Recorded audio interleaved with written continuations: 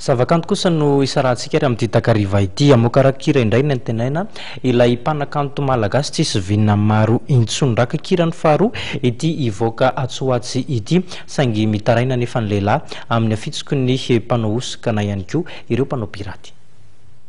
Ivoaka tsy ho ela ny rakikirandian'ny faharoa an'ilay mpanakanto malagasy nantenaina. Nambaran'ity mpanakanto ity fa misedra olana goavana ny artista malagasy amin'izao fotoana izao vokatry ny osika izay miparitaka manerana ny tsena.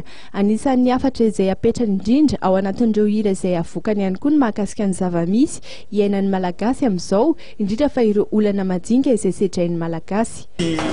Album ity zany dia CD audio aloha, izany hoe tsy misy sary.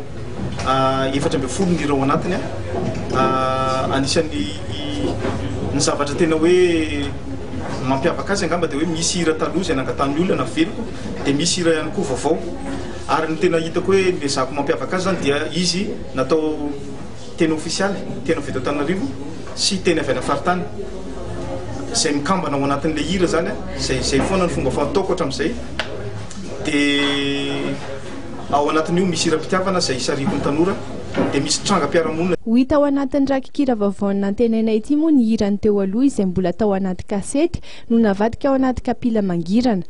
Noezahana tsy hiova amin'ny endriny teo aloha ireo hira nahafantarana azy hatr'izay izay ho hita ao anatin'ity rakikira vaovao ity. Mifono hafatra izay antenaina fa hiampita malagasy tsirairay ihany koa ity mpanakanto ity ireo hira ao anatin'ny rakikirany.